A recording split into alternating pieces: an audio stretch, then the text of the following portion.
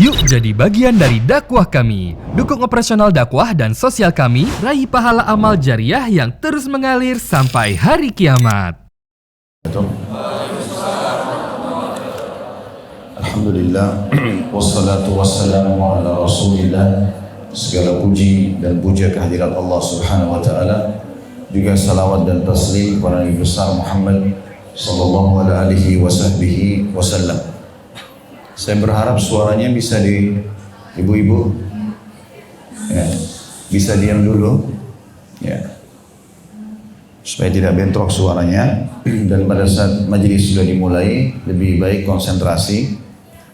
Melanjutkan bahasan kita mahkota pengantin kita, dan kita masih di sub bahasan yang sama, hal-hal yang tersisa dalam masalah biologis dari Islam atau dalam Islam. Lalu pertanyaan selanjutnya adalah setelah menjelaskan tentang hukum-hukum yang berhubungan dengan masalah haid dan nifas pada pertemuan sebelumnya, termasuk bagaimana mandi untuk mensucikan diri bagi wanita. Ada pertanyaan selanjutnya, apakah wanita haid dan nifas boleh membaca Al-Quran? Maka penulis memberikan jawaban, sebagian ulama membolehkan dan sebagian yang lainnya tidak membolehkannya. Jika untuk keperluan yang mendesak seperti mengajar misalnya, maka tidak ada salahnya. Jadi khusus masalah membaca Al-Quran kita rincikan. Pendapat yang mengatakan tidak boleh secara mutlak karena dianggap orang yang sedang haid ataupun nifas itu sama dengan orang junub, sehingga mereka dianggap dalam keadaan kotor, tidak sholat, kemudian juga tidak boleh sholat ya. Kemudian tidak boleh menyentuh fisik Al-Quran. Masuk dalamnya masalah haid dan nifas tidak boleh berhubungan biologis di kemaluan, sudah kita jelaskan pada pertemuan sebelumnya. Maka berarti berlaku juga di sini tidak boleh membaca Al-Quran. Cuma yang ulama rincikan, masalah tidak boleh ini pun dirincikan oleh para ulama yang tidak boleh ya. Kalau menyentuh fisik mushaf, jadi murni lembaran-lembaran itu hanya Al-Quran, masuk dalamnya ada terjemahannya, maka secara mutlak pendapat pertama mengatakan tidak boleh sama sekali menyentuh atau membacanya ya. Kemudian mereka mengatakan tapi dibolehkan kalau seandainya itu bukan murni Al-Quran, seperti aplikasi di handphone ya. Karena handphone ini dasarnya handphone, bukan Al-Qurannya yang sedang dibahas. Al-Quran salah satu bagian daripada handphone tersebut. Maka pendapat ini pun mengatakan kalau dia sifatnya bukan mushaf, bukan Quran yang fisik langsung disentuh seperti aplikasi handphone, atau hanya sekedar melihat menggunakan DVD ya, atau apalah ya, flash disk yang dilancapkan di TV sekarang bisa, atau connect langsung di internet sehingga bisa membaca di TV cuma sentuh remote saja, maka itu dibolehkan ya. Karena dia larangan yang ada sebenarnya masalah menyentuh fisik Quran itu sendiri. Kalau pendapat kedua mengatakan boleh, nggak ada masalah. Menyentuh fisik pun dibolehkan, tapi pada saat ada hajat. Sebagaimana disebutkan tadi sini, misalnya orang harus mengajar, guru mengaji, dia harus mengajar, maka dia menyentuh fisik Al-Quran. Ya. Itu pendapat tentang masalah ini. Tapi insya Allah pendapat pertama sudah cukup buat kita untuk berjaga-jaga. Tidak boleh seorang wanita haid dan nifas untuk menyentuh secara fisik Al-Quran. Tapi membacanya asal bukan sifatnya adalah mushaf yang secara langsung, maka insya Allah juga dibolehkan sebagaimana sudah saya kasih contoh-contoh tadi. Pertanyaan selanjutnya ditulis oleh atau disebutkan oleh penulis, apakah dibolehkan membaca Al-Quran untuk orang yang sedang junub, baik laki-laki ataupun perempuan? Kalau tadi haid nifas khusus perempuan saja. Jawabannya adalah orang yang junub juga boleh membaca Al-Quran. Berdasarkan pernyataan Aisyah radhiyallahu anha bahwasanya Nabi berzikir dalam segala keadaannya. Di antara ihwalnya beliau tidur dalam keadaan junub, lalu mandi sebelum fajar, dan beliau biasa membaca beberapa surah sebelum tidur. Sebagian ulama melarang orang junub membaca Al-Quran, baik dari mushaf maupun hafalannya, wallahu alam. Artinya bersisi pendapat juga di antara ulama tentang masalah orang junub.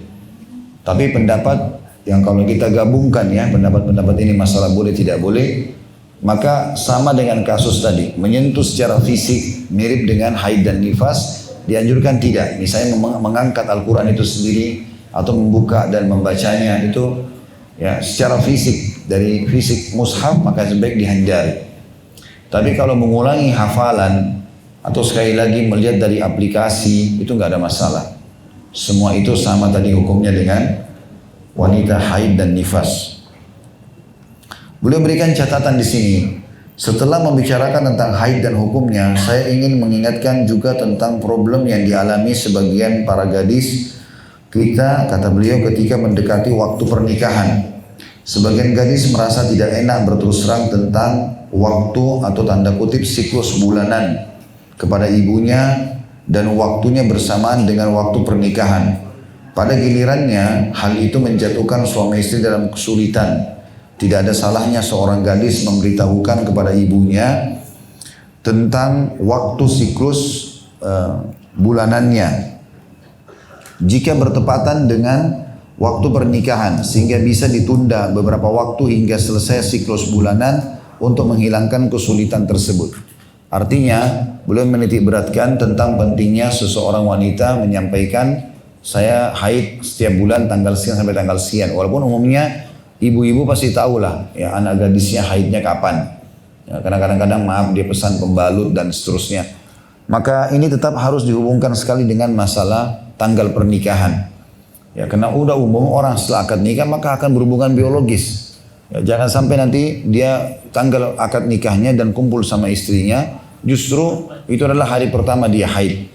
Maka dia berjalan-jalan sama suaminya dalam seminggu tidak ada terjadi hubungan biologis, terlebih lagi dia gadis yang belum faham tentang masalah biologis ini, ya.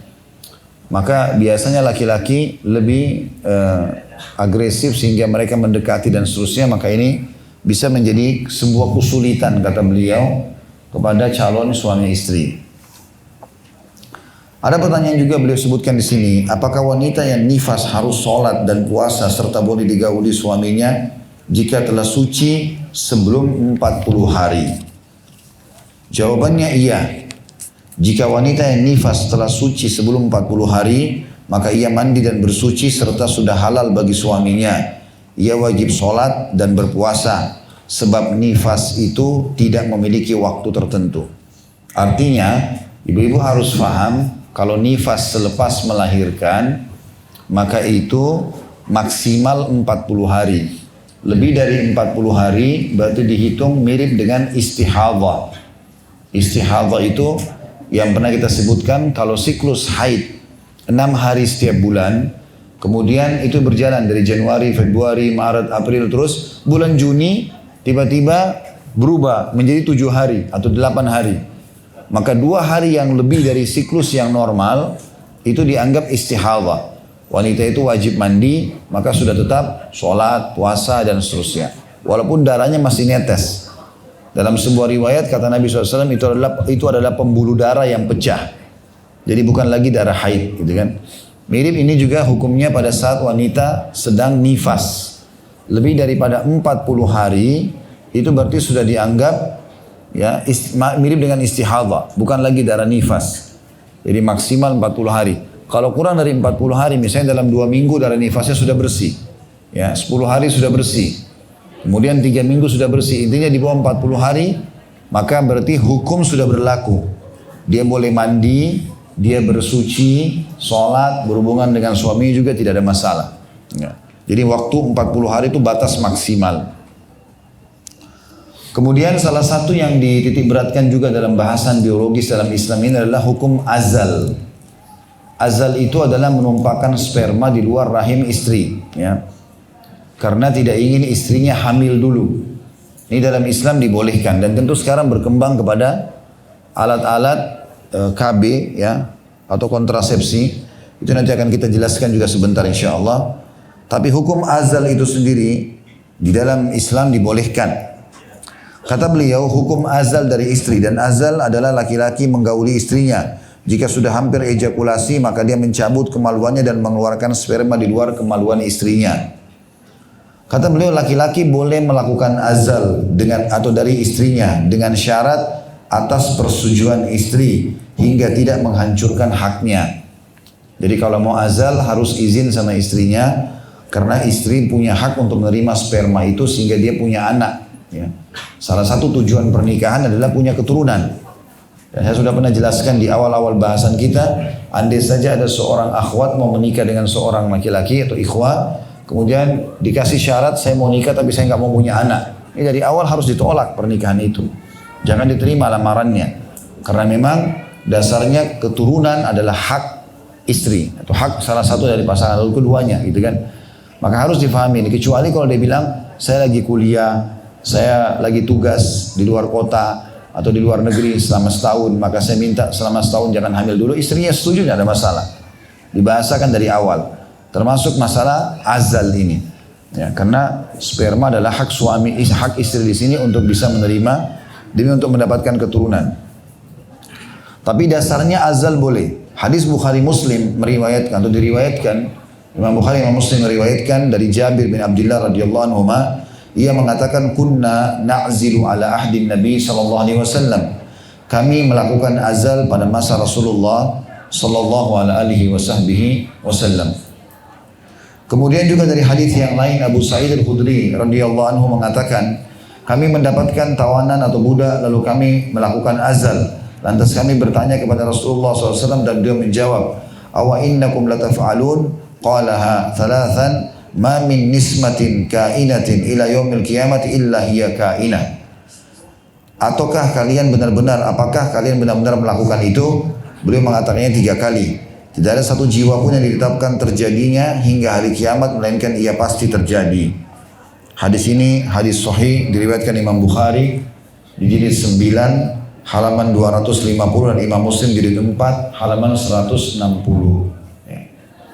Berarti 2 hadis ini menjelaskan tentang bolehnya azal, tetapi hadis kedua lebih menitik beratkan kepada kita kalau azal itu dibolehkan tetapi tidak ada pengaruhnya dengan masalah dia hamil atau tidak.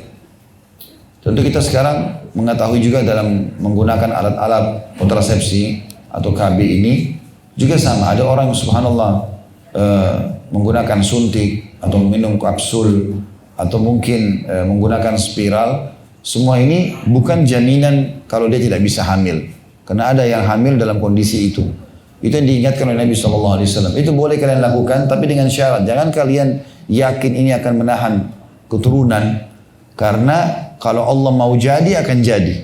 Semua keturunan manusia sudah ditentukan oleh Allah Subhanahu Wa Taala. Jumlahnya sampai hari kiamat. Dan akan keluar jadi sebagaimana Allah sudah tentukan.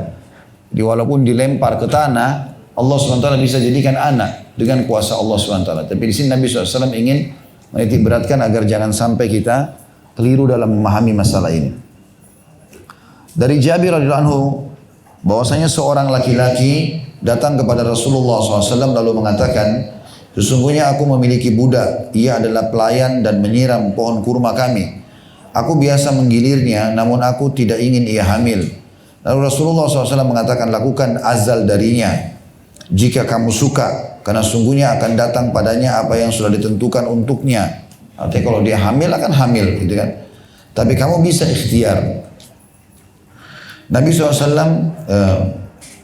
maka akan terjadi apapun yang ditentukan untuknya. Tidak lama kemudian laki-laki itu datang kembali kepada Nabi SAW selain mengatakan sungguhnya budak itu sudah hamil. Maka beliau mengatakan, qad akhbartuka annahu sayatiha qad ma qaddira laha. Saya ulangi, qad akhbartuka annaha sayatiha ma qaddira laha. Sesungguhnya aku telah menyampaikan kepadamu bahwa akan datang kepadanya apa yang ditentukan untuknya. Hadis ini riwayat Muslim di jilid 4 halaman 160. Yang sebelumnya sama jilid 4 halaman 158. Hadis ini memberikan gambaran kepada kita tentang bolehnya azal. Ya, bolehnya menumpahkan sperma di luar rahim istri.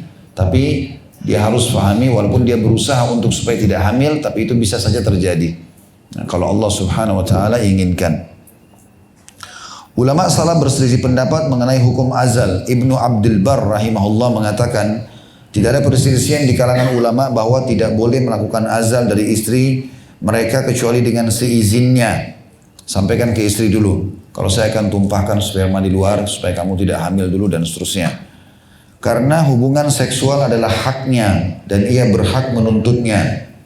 Hubungan seksual yang sudah dikenal itu tidak lain adalah seks yang tanpa disusul dengan azal. Penukilan ijma ini juga disepakati Ibnu Hubairah, namun ia memberikan komentar bahwa yang dikenal di kalangan pengikut mazhab Syafi'iyah ialah bahwa wanita pada asalnya tidak memiliki hak berkenaan dengan hubungan seksual itu. Artinya umumnya ulama mengatakan azal boleh, tapi izin dengan istri. Karena itu adalah hak dia menerima sperma tadi. Kecuali kata beliau pernah dinukil dari pendapat sebagian ulama Syafi'iyah, kalau hubungan seksual atau menerima sperma bukan hak istri. Artinya boleh suami lakukan tanpa izin dari istrinya. Tapi umumnya ulama mengatakan ini yang disepakati boleh. Tinggal apakah izin atau tidak dari si istri. Namun Ibnu Arabi mengingkari pendapat yang melarang azal dari kalangan yang mengatakan bahwa wanita tidak memiliki hak dalam persetubuhan. Dinukil dari Malik, wanita memiliki hak menuntut hal itu jika suami melakukan dengan maksud untuk merugikannya. Dan Syafi'i juga Abu Hanifah mengatakan wanita tidak memiliki hak dalam persetubuhan kecuali satu kali yang dapat mengukuhkan maharnya.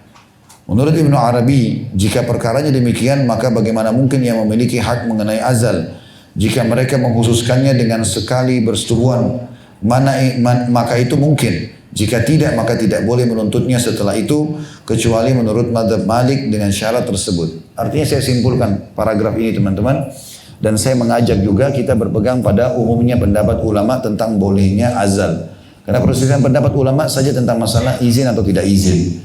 Kalau dalam tadi mazhab Syafi'iyah dan Abu Hanifah atau Hanafiyah, tidak apa-apa tidak izin. Ya, kalaupun izin maka yang pertama saja. Hubungan biologis yang paling pertama di malam pertama itu yang izin untuk tidak menumpahkan sperma di rahim. Yang lainnya boleh saja dia lakukan setiap saat. Tapi umumnya jumhur ulama mengatakan tidak. Sebagai haknya istri, izin baik-baik. Sebagian ulama juga menyentuh dari sisi kejiwaan ya. Karena perempuan terbawa perasaan. Mungkin pada saat suaminya tidak membahasakan maka bisa berpengaruh pada perasaan dia. Dan akhirnya mempengaruhi ya, perasaan yang membuat nanti dia jadi malas atau tidak mau lagi berhubungan biologis. Karena menganggap suaminya menghinanya dengan tidak menumpahkan sperma itu di dalam. Dan ini menandakan juga Islam sangat dalam sekali ya. Sampai merincikan hal-hal seperti ini. Dan ulama serius dalam menangani pendapat-pendapat mereka dengan dalil-dalil berhubungan dengan masalah ini juga. Kata beliau, meskipun demikian yang terbaik ialah tidak melakukan azal. Walaupun boleh, tapi lebih baik jangan dilakukan azal. Berdasarkan apa yang disebutkan atau telah disebutkan, hadis Nabi SAW yang berlaku umum, yang berbunyi, hadis ini tentu diriwayatkan oleh Abu Daud di jilid 1 halaman 320 dan An-Nasai di jilid 2 halaman 71. Kata Nabi SAW, tazawwajul wadudal wadud fa inni mukathirum bikum. Nikahlah dengan wanita yang banyak anak lagi penuh kasih sayang. Karena sungguhnya aku akan membanggakan atau membangga-banggakan jumlah kalian. Riwayat lain, nikahlah dengan wanita yang subur dan penuh dengan kasih sayang. Karena aku akan berbangga dengan jumlah kalian depan umat-umat yang lain pada hari kiamat. Ya. Jadi asal hadis ini berarti dianjurkan memperbanyak keturunan. Memperbanyak keturunan. Dan salah satunya adalah menumpahkan sperma di rahim istri sehingga bisa bertemu dengan sel telur dan jadilah manusia dan populasi manusia terjadi. Tapi orang bisa, tadi ada pendapat ulama, kalau diperlukan. Tadi saya kasih contoh, dia lagi baru menikah, dia ingin menikmati waktu dengan istrinya dulu. Dalam setahun kita nggak usah punya anak dulu ya. Nanti kita atur dulu kondisi keuangan, rumah, segala macam. Istrinya setuju ya sudah. Ya. Dan di sini kata ulama dianjurkan istri juga bisa memahami keadaan suami kalau memang itu bisa dimaklumi kayak keadaan ekonomi atau mungkin setelah akad nikah dia harus bertugas ke luar negeri. Baik dia sebagai mahasiswa yang sekolah lama, dia kalau bawa istrinya biayanya mahal atau dia bekerja. Ya, dulu kami waktu masih mahasiswa di Madinah banyak teman-teman begitu. Mereka pulang liburnya cuma 2 bulan menikah. Lalu kemudian dia kembali kuliah di Madinah. Dia bisa pulang setahun. Istrinya baru kumpul selama sebulan atau 2 bulan saja sama dia. Kadang-kadang cuma sebulan karena sebulan pertama itu proses melamar, proses akad nikah, undangan dan seterusnya. Ada kadang-kadang mereka menikah, lalu istrinya hamil. Dia pulang liburan tahun depan, anaknya sudah ada. Ya. Jadi dia baru kumpul sama istrinya sebulan gitu ya. Dia dia tidak membantu istrinya dalam prosesi melahirkan. Saya tidak sama-sama dengan dia. Banyak waktu masa-masa hamil istri kadang-kadang perasaannya terbawa dengan butuh ekstra perhatian. Ini semua tidak ada. Maka di sini hukum azal dia lakukan, gitu kan? Atau teman-teman yang kerja di luar negeri, dia terikat akad 2 tahun. Tapi dia takut fitnah di luar, maka dia menikah. Atau orang tua yang suruh menikah, maka dia menikah. Tapi belum bisa dia bawa istrinya. 6 bulan kemudian baru bisa, kan harus urus izin tinggal, segala macam, tiket. Ini pada saat ini dibolehkan menggunakan sistem azal ini. Ini azal sebenarnya cara yang paling alami untuk menunda kehamilan. Walaupun Nabi SAW ingatkan secara akidah kita harus yakin Allah SWT kalau ingin terjadi. Ya. Beliau mengkhususkan di sini ada sedikit subbahasan hukum memakai alat kontrasepsi. Kata beliau tidak ada salahnya wanita memakai alat kontrasepsi jika kehamilannya membahayakan kesehatan wanita atau untuk memelihara dan merawat anak-anaknya, baik kesehatan maupun kejiwaannya, dan memberikan pendidikan yang benar, bukan karena takut fakir atau ledakan penduduk yang dan istilah-istilah lainnya. Jadi kalau ibu-ibu sekalian atau bapak-bapak ingin istrinya ikut program keluarga berencana ini atau KB ini dengan menggunakan alat-alatnya ya, alat kontrasepsinya dengan tujuan yang pertama mengatur keturunan, misal, maka itu dibolehkan. Misalnya per 2 tahun atau 3 tahun baru punya anak, karena anak yang baru lahir punya hak untuk menyusui selama 2 tahun atau disapi, ya, dia ibu ini menyapinya selama 2 tahun, maka ini boleh, gitu kan? Karena memang hak anak itu juga disusui selama 2 tahun, gitu kan? Juga memberikan kesempatan istri untuk memulihkan kembali rahimnya dulu, karena kadang-kadang kalau tidak ada orang baru selesai masa nifas, baru melahirkan, hamil lagi, gitu kan? Karena dia tidak mengatur jalur keturunan tersebut, maka bisa kalau ibu itu terampil, alhamdulillah. Kalau tidak, maka jarak antara anak pertama sama anak kedua kadang-kadang kurang dari 1 tahun. Ini masih masa menyusui, ini juga butuh susuan, gitu kan? Ini masih butuh perhatian, ini juga ada perhatian tambahan. Apalagi pada saat yang pertama masih menyusui, sementara ibu itu harus masuk rumah sakit, kemudian dia harus operasi ataupun melahirkan, ini butuh perhatian khusus. Maka yang pertama kasusnya boleh alat kontrasepsi ini kalau mengatur jarak keturunan, bukan dengan niat membatasi keturunan. Karena program keluarga berencana asalnya adalah membatasi keturunan. Ini bertolak belakang dengan hadis Nabi SAW yang Nabi suruh perbanyak keturunan. Keadaan yang kedua, boleh menggunakan alat ini tadi. Kalau tadi yang saya bilang, safar, jaraknya jauh, butuh waktu, ya, artinya butuh waktu setahun, 6 bulan untuk kumpul sama-sama, selesai tugas, selesai belajar dan seterusnya, atau mengurus izin tinggalnya istri supaya bisa berangkat ke luar negeri, ini juga dibolehkan. Yang ketiga, keadaan ya, penyakit yang mungkin kalau istri ini hamil membahayakan bagi dia, atau bukan penyakit saja. Ya, ada sebagian wanita memang begitu, kalau dia hamil dia punya masalah, ya. Baik itu mungkin masalah kesehatan dia atau kesehatan janinnya, mungkin karena ada faktor gen keturunan cacat atau apa saja, ini ketahuan. Jadi anaknya lahir 2-3 semuanya cacat. Yang keempat ini kemungkinan akan seperti itu. Maka di sini tentu saja dibolehkan. Begitu juga dengan kalau hal yang membahayakan jiwa si wanita. Misal sudah 3 kali operasi, ya, sesar. Maka biasanya dokter sudah membatasi, nggak boleh lagi. Dikhawatirkan kalau dia melahirkan lagi, maka bekas jahitan itu akan terganggu dan seterusnya.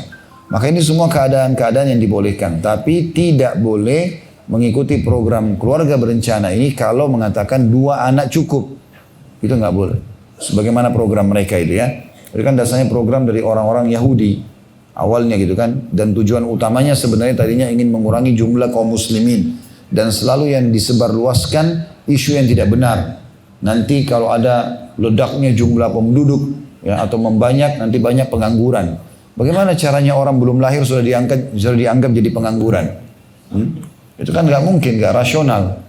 Sementara negara-negara justru yang memperbanyak keturunannya dan masyarakatnya jadi banyak, justru malah maju. Sekarang Cina berapa miliar penduduknya? Gitu kan? Banyak sekali. Umat Islam di Cina itu 100 juta lebih. Tapi karena jumlah penduduk banyak, maka dianggap sedikit. Jumlahnya banyak. Misalnya. Rusia, India, banyak negara-negara punya penduduk banyak, gitu kan? Dan tidak ada masalah. Tinggal bagaimana SDM-nya ditingkatkan, dan banyak hasil-hasil bumi yang Allah sudah siapkan dengan kekayaan yang luar biasa, itu nggak pernah habis. bisa cukup gitu kan. Maka ini perlu digarisbawahi tentunya kalau hal-hal yang ditakut-takutkan gitu. Sebab saya pernah lihat sepintas cuplikan iklan yang digambarkan itu kota yang padat, ya, pengangguran, orang miskin di bawah jembatan, lalu programnya dipromosikan, maka lebih baik keluarga bencana, cukup 2 anak saja. Ini nggak benar ini, gitu kan?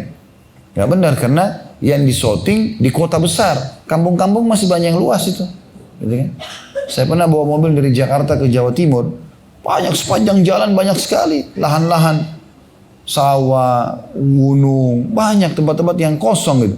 Kalau yang dimaksud adalah kepadatan penduduk hanya di Sudirman, ya, di Jakarta Pusat misalnya, mungkin. Tapi ini kan tidak benar karena bumi Allah luas ya. Sementara syariat menyuruh kita untuk memperbanyak keturunan, ya seperti itulah. Kemudian juga ada subbahasan di sini.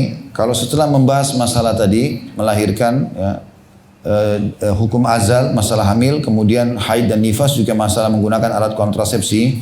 Ada pertanyaan kecil juga beliau angkat di sini, hukum menggauli istri yang sedang menyusui, apakah boleh atau tidak? Ya. Jawabannya tidak ada salahnya. Ini berdasarkan sabda Nabi SAW di dalam hadis yang sahih, laqad hamamtu an anha anil ghailah hatta dzakartu anna ar-Ruma wa Farisa yasna'una dzalika fala yadurru auladahum. Sungguh aku tadinya berkeinginan untuk melarang menggauli wanita yang sedang menyusui, hingga akhirnya aku ingat dan dapat informasi bahwasanya bangsa Romawi dan Persia melakukannya, tapi hal itu tidak membahayakan anak-anak mereka. Hadis sahih diriwayatkan oleh Imam Muslim. Menggauli wanita yang telah atau tengah menyusui adalah persoalan yang sudah umum dan laki-laki tidak akan tahan terhadap istrinya selama masa menyusui, artinya 2 tahun. Jika itu ya suatu yang haram, niscaya telah dinukil dari penjelasannya, dan penjelasannya telah sampai kepada kita dari para sahabat ridwanullahi alaihim, ya. Dan ini tentunya ya, perlu digarisbawahi bahwasanya tidak ada salahnya. Juga sudah kita jelaskan tentang masalah bagaimana kalau si suami yang sempat, maaf, dia menikmati istrinya kemudian dia tertelan air susu, maka itu juga tidak mengganggu sama sekali, tidak akan membuat si suami menjadi anaknya misalnya. Nah ya, karena tidak menggauli istri pada saat itu kan mungkin ada pikirannya ke situ karena masa menyusuinya. Kata para ulama yang dikhawatirkan saja pada saat, dan ini suaminya harus bisa memahami masalah itu, kalau masalahnya dia lagi ada syahwatnya, lalu anaknya nangis dan butuh untuk disusui, maka dia mengalah buat si anak itu, ya. Nah, sampai anaknya nangis-nangis terus dibiarin gitu ya. Ya. Baik, intinya adalah dari sub bahasan ini bolehnya wanita yang menyusui juga digauli, dan tidak ada masalah dengan ASI. Itu tidak akan mempengaruhi kedudukan suami, tidak akan berubah menjadi anak, ya. Apalagi pendapat-pendapat ulama yang kuat mengatakan bahwasanya yang dimaksud dengan anak itu bisa menjadi anak kalau minum susu, kalau dia masih kecil di masa menyusui, gitu kan? Kemudian disusui. Sementara kejadian yang terjadi pada Salim Maula Abi Hudzaifah, ada sahabat Nabi dulu namanya Salim, dari kecil, dari bayi diambil oleh Abi Hudzaifah sama istrinya. Kemudian setelah besar, dewasa Salim ini mulai balik gitu kan, maka istrinya Abu Hudzaifah terganggu, mulai berpikir, ini anak mahram saya bukan? Dari kecil bukan anak saya, ini anaknya orang lain saya angkat nih. Sekarang sudah seperti anak saya sendiri. Maka istri Abu Hudzaifah datang kepada Nabi SAW mengatakan, ya Rasulullah, bagaimana hukumnya Salim nih? Dia dari kecil sama saya, sudah seperti anak saya sendiri. Bahkan di rumah dia lihat saya pakai baju rumah segala macam, saya tidak berhijab. Maka Nabi SAW mengatakan susuilah ia. Di sini Salim sudah balik. Sementara istri Abi Hudzaifah kebetulan lagi masa menyusui, ada bayinya lahir. Maka Nabi SAW perintahkannya untuk menyusui, tapi dengan cara diletakkan di wadah, diberikan kepada Salim. Kemudian Salim pun meminumnya sampai kenyang, supaya bisa menjadi mahramnya istrinya Abi Hudzaifah. Di sini ulama mengatakan, yang pendapat pertama, ada 2 pendapat. Pendapat pertama mengatakan ini khusus buat Salim saja. Karena kasusnya adalah dia kasus Salim dan bertanya istrinya Abu Hudzaifah kepada Nabi SAW, Nabi bolehkan buat Salim. Ya, itu pun dia diberikan di wadah yang terpisah ya, kemudian diberikan dia minum di tempat yang lain gitu. Pendapat yang kedua mengatakan tidak, ini berlaku bagi siapa saja, tapi dengan syarat keadaannya seperti Salim. Dari kecil, dari bayi dipelihara oleh seorang ibu, dan ibu itu ketika lihat anak angkatnya sudah balik, dan dia khawatir ini bukan mahramnya, serta dia masih masa menyusui, maka dia boleh memberikan diwadah dan memberikan kepada anak itu, karena sudah seperti anaknya sendiri untuk menjadi anaknya. Ya, itu yang dibahas oleh para ulama. Tapi yang kita titik beratkan, tidak akan mengubah status suami pada saat terminum air susu istrinya yang sedang menyusui menjadi anaknya gitu. Kemudian juga masih berhubungan dengan masalah biologis dalam Islam, dan ini bahasanya sering juga menjadi rumor di tengah-tengah masyarakat dan harus dibahas ya. Apakah biologis itu atau kepuasan pasangan berpengaruh dari organ ya laki-laki yang kecil atau besar ya. Kata beliau, benarkah organ vital laki-laki yang besar lebih dapat memuaskan seksual wanita daripada organ yang kecil? Pendapat ini sama sekali tidak benar, kata beliau. Baik secara medis maupun dalam prakteknya. Liang kewanitaan menyerupai sarung tangan kesehatan tersebut terbuat dari karet. Sarung tangan itu mengerut saat dibiarkan. Kemudian ketika Anda hendak memasukkan jari ke dalam sarung tangan tersebut, maka ia akan mengembang. Setiap kali jari semakin masuk atau menyerupai lipatan yang tersusun satu sama yang lain seperti lipatan tubuh cacing. Demikianlah liang kewanitaan memiliki keistimewaan untuk bisa menikmati kelamin kecil ataupun besar. Laki-laki pemilik organ kecil tidak memasukkannya dalam liang kewanitaan, maka wanita akan merasa, jika memasukkannya ke dalam liang kewanitaan, maka pasti wanita itu akan merasakan organ ini telah mencapai dasar liang kewanitaan. Demikian sebaliknya, liang kewanitaan bertambah luas karena organ yang besar. Berdasarkan hal itu, maka tidak ada bedanya antara yang besar dan kecil dalam hal kenikmatan seksnya yang dirasakan oleh wanita. Ini disebutkan oleh beliau karena organ vital. Ini yang tertera di buku ya, saya bacakan saja. Organ vital yang dimiliki laki-laki berkisar antara 12 sampai 16 cm saat ereksi dan diameter 3,2 dan 4,5 dan seterusnya cm. Sedangkan lebih besar daripada itu maka jarang dan sangat aneh, kata beliau. Artinya dari paragraf ini tidak ada hubungannya sama sekali, karena seringkali kita lihat iklan-iklan menjual alat membesarkan kelamin, ya, atau bahkan banyak, naudzubillah, para penyihir dan dukun ini menggunakan itu, ya, sehingga mereka menggunakan sihir-sihirnya. Datanglah laki-laki yang tidak percaya diri dan tidak faham agama kepada orang-orang ini, sementara Nabi SAW mengatakan siapa yang mendatangi dukun, peramal, penyamun, penyihir, bertanya saja, belum percaya tidak diterima sholatnya 40 hari. Siapa yang mendatangi dukun, peramal, penyamun, penyihir, percaya, bertanya dan percaya, dia telah kufur kepada apa yang diturunkan kepada Muhammad SAW. Gak boleh sama sekali. Jadi iklan-iklan di koran itu gak perlu diikutin. Gak perlu dicari alamatnya. Gak perlu datang ke sana, gitu kan. Karena mereka menggunakan sihir-sihir. Ini berbahaya. Akhirnya nanti kesannya membesar padahal sebenarnya tidak. Tapi itu permainan syaitan. Dan istrinya menganggap dirinya punya kepuasan padahal sebenarnya bukan, itu permainan syaitan. Sama sekali gak ada hubungannya. Sama sekali tidak ada hubungannya, dan ini harus hati-hati. Makanya mereka berikan syarat-syarat. Harus makan ketan begini ukurannya. Harus makan ini, makan itu. Harus syarat ini, syarat itu. Oleskan ini dan itu. Ini semua tidak benar. Tidak ada dalam Islam itu. Allah Subhanahu wa ta'ala sudah mengaruniakan kita begini. Beginilah sebenarnya, gitu kan. Bahkan kata beliau, organ vital yang melebihi ukuran yang wajar dapat membawa berbagai dampak negatif pada wanita. Bisa juga menyebabkan terdorongnya rahim dan terjadi keterbalikan di dalamnya. Akibatnya, wanita mengeluhkan rasa sakit pada punggung, urat-urat sekitar ambing, dan bagian bawah perutnya. Bisa juga menyebabkan perobekan pada dinding liang kewanitaan bagian dalam yang menuntut dilakukan operasi. Bisa juga menyebabkan pelebaran vagina dan pendarahan sebagaimana sudah diketahui oleh para dokter. Dan ini semua tidak perlu teman-teman sekalian ya mengganggu, maaf, sebagian laki-laki muslim atau sebagian laki-laki menganggap oh saya alat vitalnya kecil. Kadang-kadang mungkin karena dia baca buku, karena dia menganggap begini dan begitu, itu persepsi dia. Itu tidak benar. Dan tidak ada hubungannya ini dengan masalah kepuasan biologis. Tinggal bagaimana dia niatkan ikhlas. Sebagaimana sudah kita jelaskan, saya lakukan biologis bukan cuma semata mencari kenikmatan, tapi karena perintah Allah. Allah menugaskan kita untuk menumpahkan sperma supaya manusia bisa ada, populasi manusia. Jadi jauh lebih besar target dalam Islam dibandingkan cuma kenikmatan. Allah berikan kenikmatan di situ supaya kita mau melakukan. Kalau Allah tidak berikan kita syahwat dan kenikmatan, mungkin tidak ada manusia mau biologis, gitu kan. Tapi Allah SWT buat itu sehingga menjadi sebuah keindahan dan sebagai ibadah kepada Allah SWT karena Allah perintahkan masalah itu. Sama juga mirip dengan ini masalah laki-laki yang bertubuh besar dan berotot kekar. Ya, apakah lebih kuat seksualnya? Ini pertanyaan selanjutnya beliau sebutkan. Itu ada di halaman 281.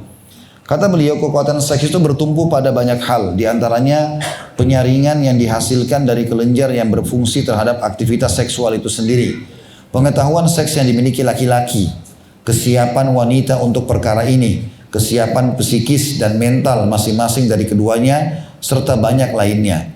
Adapun laki-laki memiliki otot kekar, maka bisa jadi kelenjar yang dimilikinya yang bertanggung jawab terhadap aktivitas seksual tidak berfungsi secara baik dengan prosentase sebagaimana yang dikeluarkan kelenjar yang dimiliki selainnya, bahkan kurang dari itu.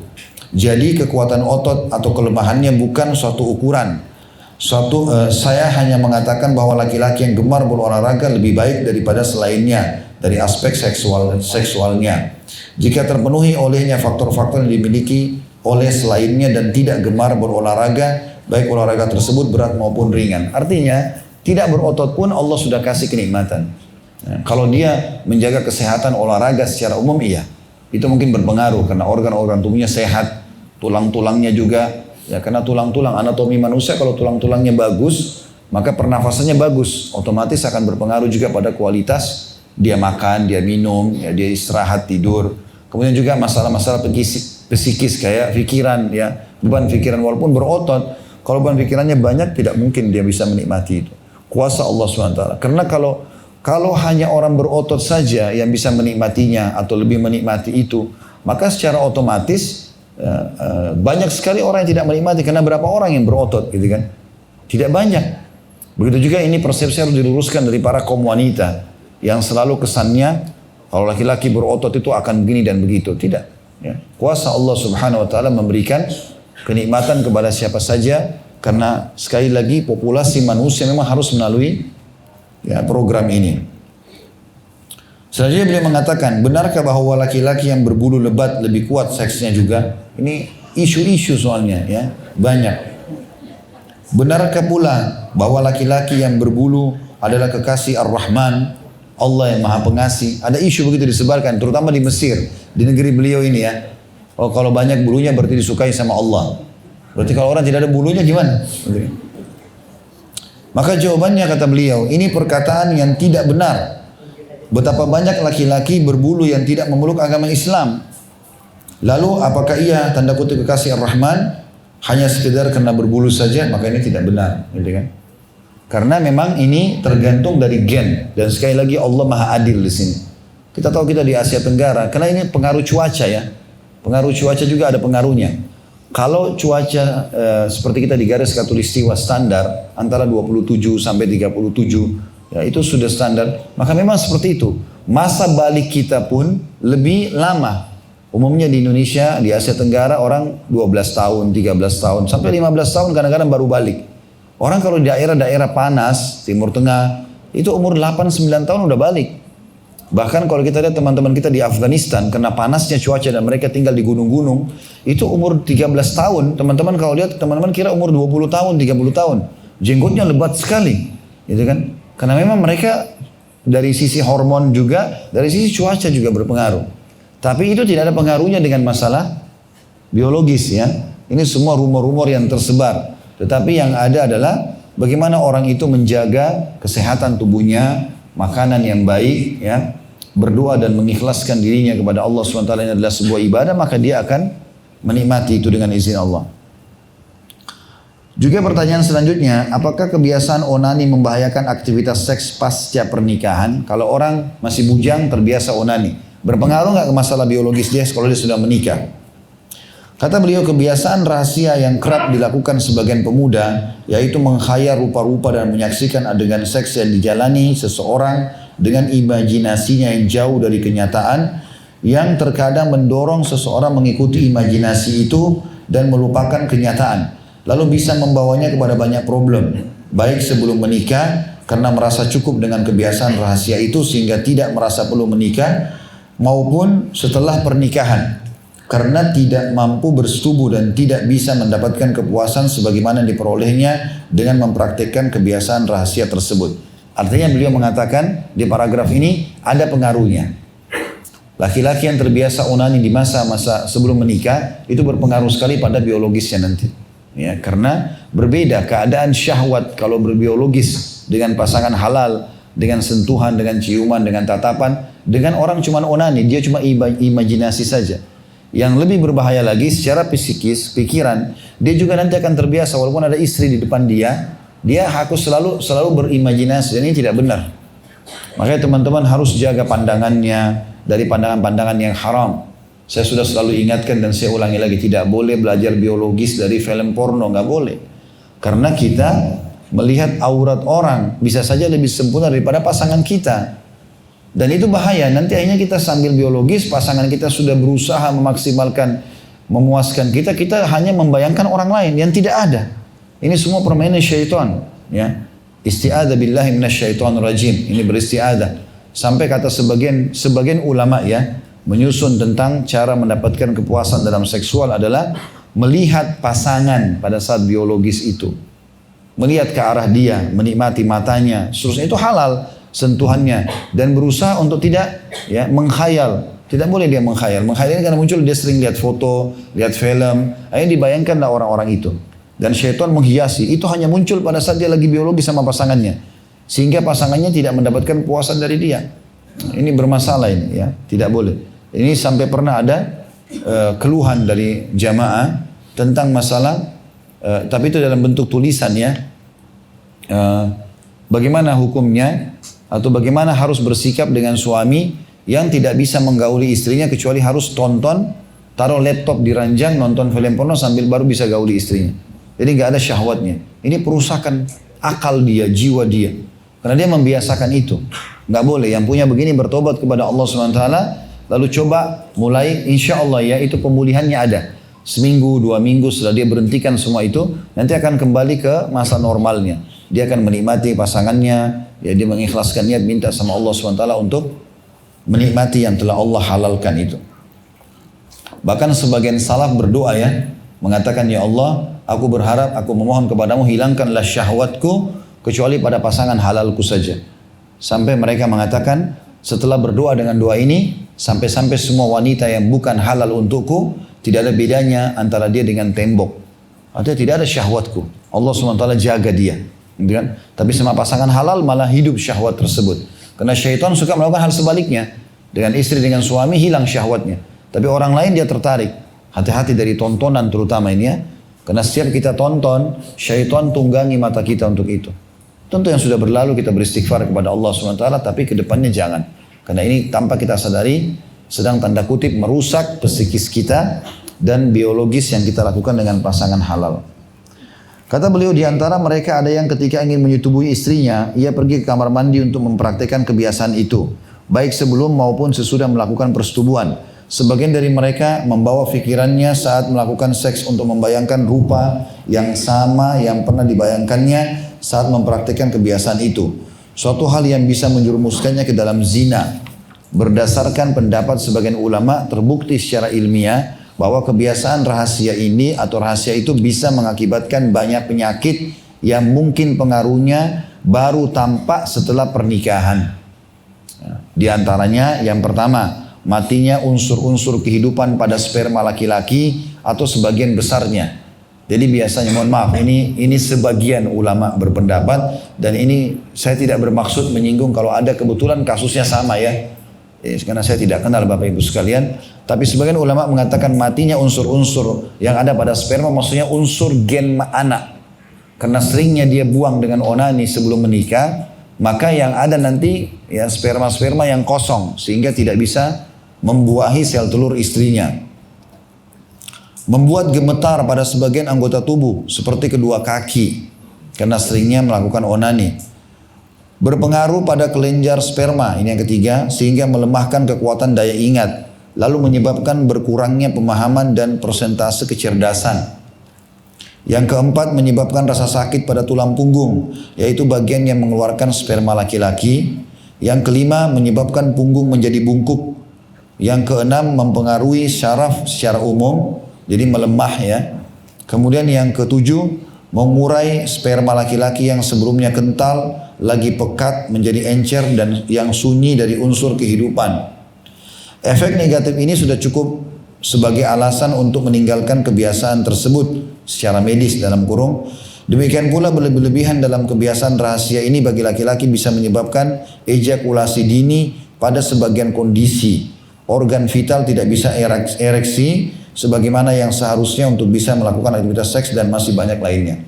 Artinya nanti kalau dia berhubungan biologis dia akan lebih cepat menumpahkan spermanya karena sudah terbiasa dengan onani itu. Makin tidak dilakukan maka makin membantu untuk tidak ejakulasi dini. Nah, sehingga dia bisa lebih memberikan kepuasan istrinya dan dia pun bisa lebih menikmati karena lamanya waktu yang dia bisa atur. Bahkan sebagian ulama mengatakan kalau orang yang tidak melakukan onani ini dipastikan dia bisa mengatur kapan spermanya dia akan keluarkan. Dan ini fungsinya besar sekali.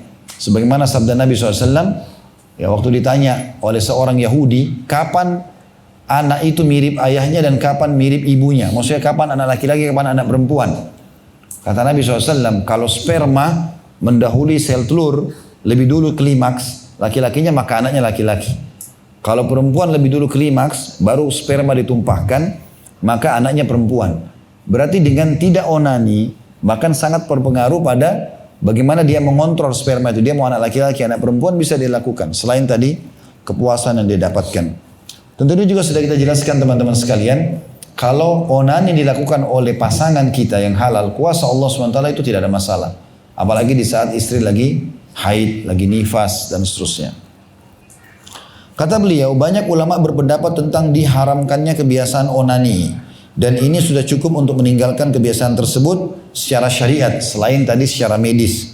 Allah berfirman di dalam Al-Quran, surah Al-Ma'arij, ayat 29 sampai ayat 31. A'udzu billahi minasyaitonir rajim walladzina hum li furujihim hafizun illa ala azwajihim aw ma malakat aymanuhum fa innahum ghairu malumin faman ibtagha wara'a dzalika fa ulaika humul adun.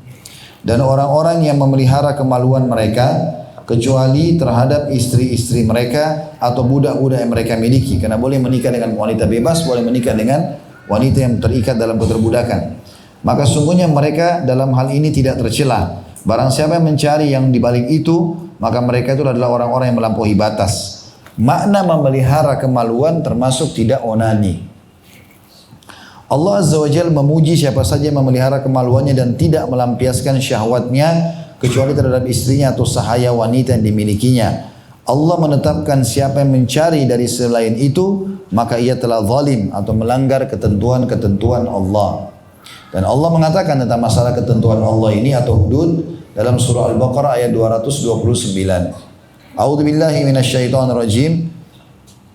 Wa man yata'adda hududallahi fa ulaika humudz zalimun. Dan barang siapa yang melanggar hukum-hukum Allah, maka mereka itu adalah orang-orang yang zalim. Abdul Razzaq meriwayatkan dari Sufyan ats-Tsauri, dari Abdullah bin Uthman, dari Mujahid, ia mengatakan Ibnu Umar radhiyallahu anhu pernah ditanya tentang istimna atau onani, maka ia menjawab itu berzina dengan dirinya sendiri. Artinya dilarang, nggak boleh.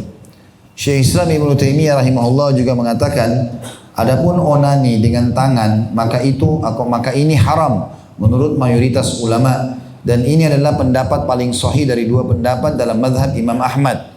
Demikian pula siapa yang melakukannya diberi hukuman ta'zir, peringatan keras. Menurut pendapat lainnya dari Imam Ahmad bahwa itu atau ini makruh, tidak diharamkan. Namun mayoritas dari mereka tidak membolehkannya karena khawatir perbuatan tersebut suatu dosa. Disebut dalam Majmu' Fatawa di jilid 31 halaman 329. Juga telah disebutkan sebelumnya pendapat Imam Syafi'i rahimahullah mengenai hal tersebut. Imam Syafi'i menafsirkan surah Al-Baqarah ayat 222 tentang masalah haid. Beliau mengatakan masuk dalamnya tidak boleh onani.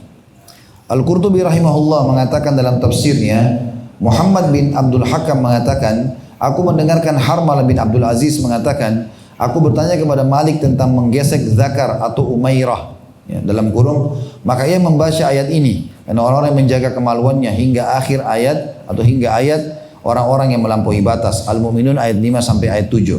Hal ini karena mereka menyebut zakar dengan umairah. Seorang penyair berkata, jika engkau berada di lembah tanpa kekasih yang menemani, maka geseklah umairah. Tidak ada penyakit dan tidak ada pula satu dosa. Sementara penduduk Irak menyebutnya istimna. Artinya, pernah ditanya kepada Imam Malik, orang-orang Arab dulu, mereka tidak mau membahasakan onani dengan istimna atau menumpah sperma. Tapi mereka mengatakan dengan umairah. Umairah ini biasanya panggilan yang dilakukan untuk wanita, ya, simpanan. Seperti itulah. Maka mereka membahasakan onani dengan umairah. Nah, pepatah-pepatah Arab ada yang mengatakan itu. Kalau kau sedang sendirian tidak ada kekasih, maka lakukanlah umairah atau gesekkanlah umairah. Membolehkan masalah onani. Tapi di sini Imam Malik rahimahullah membantah pendapat itu dan mengatakan ini melanggar firman Allah dalam Al-Mu'minun ayat 5 sampai ayat 7. Jadi yang membolehkan bukan ulama, tetapi yang membolehkan adalah umumnya orang yang memang masih belum faham agama dengan syair-syair mereka. Sementara penduduk Irak menyebutnya dengan istimna atau menumpahkan sperma, yaitu berusaha mengeluarkan sperma. Imam Ahmad rahimahullah dengan kewaraannya membolehkan hal itu. Ia berhujjah bahwa ia mengeluarkan kelebihan dari badan, namun itu boleh ketika dibutuhkan. Ini tidak bedanya dengan kam, namun kebanyakan ulama mengharamkannya. Maksudnya Imam Ahmad membolehkan di keadaan tertentu. Contoh, ada tes sperma, kualitas sperma, butuh dites di medis. Maka dia harus tumpahkan spermanya di sebuah wadah agar dicek oleh dokter. Kalau dia sudah menikah mungkin dia suruh bisa istrinya, tapi kalau dia belum menikah, maka dia melakukan onani. Di sini Imam Ahmad membuat pengecualian, tapi secara umum tidak dibolehkan. Secara umum tidak dibolehkan. Sebagian ulama juga ada yang mengatakan ini seperti orang yang berbuat zina pada dirinya sendiri. Ini adalah kemaksiatan yang diadakan syaitan dan dijalankan di tengah manusia sehingga siang dan malam harinya menjadi tidak sedikit. Seandainya ada dalil yang membolehkannya, niscaya orang yang memiliki adab akan berpaling darinya karena kehinaannya. Nah, artinya ini nanti akan berpengaruh pada kualitas biologisnya, kualitas spermanya nanti, gitu kan. Terus imajinasinya akan terus terbawa, syaitan tunggangi walaupun sudah berumah tangga. Banyak hal yang mengganggu dia. Maka tentu dia meninggalkan, apalagi pendapat umumnya ulama mengharamkannya. Gitu. Ada sebuah poin di sini, nanti insya Allah sebentar kita azan, lalu langsung insya Allah iqamah seperti biasa. Cara mengatasi masalah onani ini. Kata beliau, metode untuk mengatasinya cukup banyak. Terdapat orang yang gemar melakukan kebiasaan buruk ini, dan dengan cara yang paling mudah untuk meninggalkan kebiasaan itu, dan cara yang paling mudah adalah berkat karunia Allah SWT dan kemudahan yang diberikannya, yaitu bagi siapa yang tulus niatnya dan mencari keridhaan, ialah metode sebagai berikut. Yang pertama, berpuasa. Ia berdasarkan sabda Nabi SAW, ya ma'asyara syabab, man istata'al ba'a falyatazawwaj, fa inna aghaddu lil basar wa ahsanu lil farj, wa man lam yastati' fa alaihi bis-shaum fa innahu lahu wija. Wahai sekalian para pemuda, karena biasanya yang gejolak syahwatnya pemuda. Barang siapa yang mampu menikah, maka menikahlah. Dan saya sudah jelaskan istilah ba'a, bukan materi ya. Tapi ba'a itu kemampuan seorang suami, laki-laki, untuk menumpahkan spermanya biologis pada rahim istrinya nanti, dan dia siap memberikan makan istrinya pada hari di mana dia hidup. Kalau dia masih hidup hari ini dia wajib. Besok kalau dia sudah meninggal sudah gugur kewajiban tersebut. Itu ba'a. Kalau perempuan, dia siap menerima sperma suaminya, lalu dia hamil, punya anak, dia nyusui, mendidik anaknya dan melayani suaminya. Maka itu namanya ba'a. Walaupun orang miskin, berarti masuk dalam masalah istilah ba'a kalau sudah yakin mampu keduanya ini. Kaya atau miskin tidak ada masalah. Kata Nabi SAW, barang siapa yang tidak mampu untuk itu, untuk menikah, karena menikah itu akan dapat memelihara pandangan dan menjaga kemaluan, maka hendaklah ia berpuasa, karena puasa itu akan mengekang keinginannya. Hadis sahih riwayat Bukhari, jilid 5 halaman 1950, dan Imam Muslim jilid 2 halaman 1018. Kata beliau, jangan meremehkan puasa, karena puasa memiliki pengaruh mengagumkan dalam menghilangkan kebiasaan buruk yang hanya diketahui oleh siapa saja yang berpuasa, berdoa, dan berniat dengan ikhlas. Yang kedua, Mengetahui keburukannya dari namanya, yaitu kebiasaan buruk. Ya. Biasanya orang menamakan onani macam-macam ya. Onani mungkin bisa dikatakan bahasa medisnya.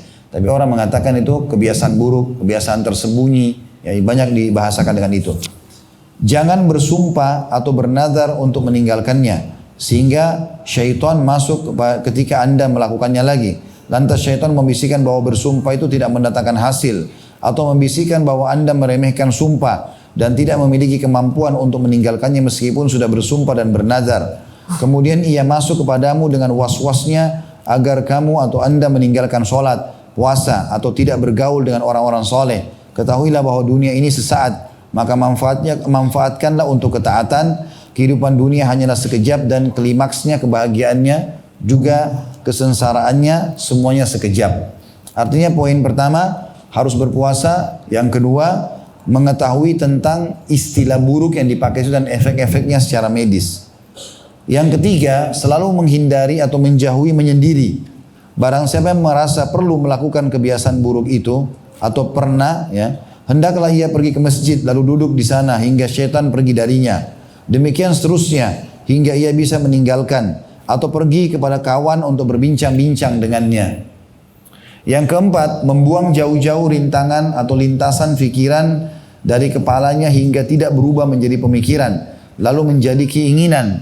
Caranya dengan menyibukkan pikiran tentang akibat buruk dari kebiasaan itu dan bahwa itu sekedar kenikmatan sesaat yang setelah itu seseorang merasakan penyesalan.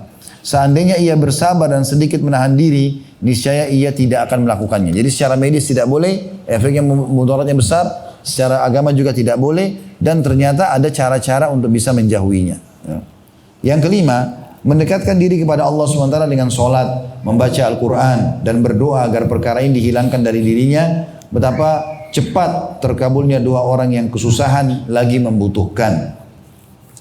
Kemudian yang keenam, menahan pandangan dan menjauhi hal-hal yang dapat membangkitkan syahwat berupa media pandang, media dengar, dan media baca. Ketahuilah, menahan pandangan merupakan salah satu sebab terpenting yang menjauhkan pelakunya dari melakukan perbuatan yang hina. Seringkali atau setiap kali mata memandang, hati terpikat dengan apa yang dilihat, mencarinya dan menginginkannya. Jika tidak menemukan jalan kepadanya, maka ia berpaling kepada selainnya dengan segala kemampuannya. Seseorang tidak memerlukan kecuali beberapa langkah ke depan saja. Barang siapa yang membuat diri atau bagi dirinya tanda kutip wirid yang selalu dibacanya pada siang dan malam hari, terutama saat di jalan, istighfar, berzikir kepada Allah, ulangi bacaan Quran, maka ia sibuk dengannya sehingga tidak memandang sesuatu yang dilarang. Hatinya sibuk dengan Sang Pencipta dan makhluknya, di jalan menjadi semacam bayangan saja. Ia tidak melihat darinya apa yang membuat hati menjadi terpikat. Ia membawa hatinya untuk mengulang apa yang dihafalnya dari kitabullah atau membaca wirid dan zikir.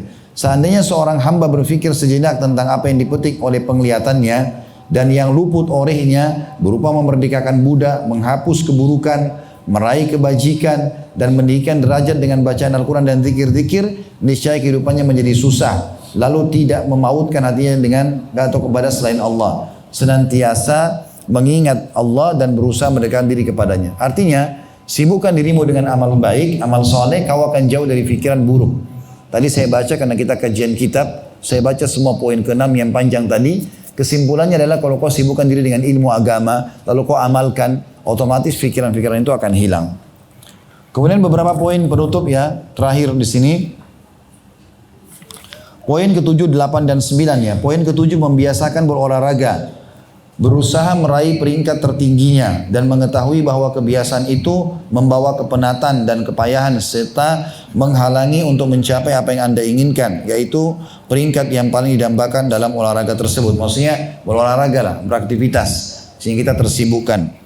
Yang ke-8, ketahuilah hamba itu dibangkitkan atas perkara atas perkara apa ia mati.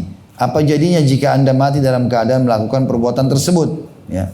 Kata beliau sambil berdoa, ya Allah jadikanlah akhir hidup kami dalam keadaan husnul khatimah. Dan yang terakhir, percaya diri, pemuda yang merasa mulia dengan dirinya dan berusaha mencapai tingkatan paling mulia dan paling tinggi, hal itu akan menyiapkannya untuk bersegera menikah dan mencari yang lebih layak dan lebih baik baik baginya guna membangun keluarga yang islami. Kata beliau, ketahuilah saudaraku bahwa yang lebih baik daripada melakukan kebiasaan buruk tersebut ialah segera menikah. Ini cara terbaik untuk memuaskan keinginan yang tersembunyi itu kapanpun Anda inginkan, baik malam maupun siang, sekali maupun lebih. Anda bisa bayangkan kapan ingin melakukan seks, Anda dapat melakukannya kapanpun Anda suka tanpa kesulitan. Bahkan Anda mendapatkan pahala karenanya. Sementara di sana terdapat orang yang ingin memuaskan naluri seksualnya, lalu ia pergi untuk melakukan kebiasaannya dengan membayangkan rupa yang membangkitkan gairahnya. Padahal ia mampu melakukan seks tanpa perlu melakukan atau membayangkan rupa yang membangkitkan gairah, membangkitkan nafsunya dan organ tubuhnya. Bahkan memegang tubuh wanita dan menggaulinya.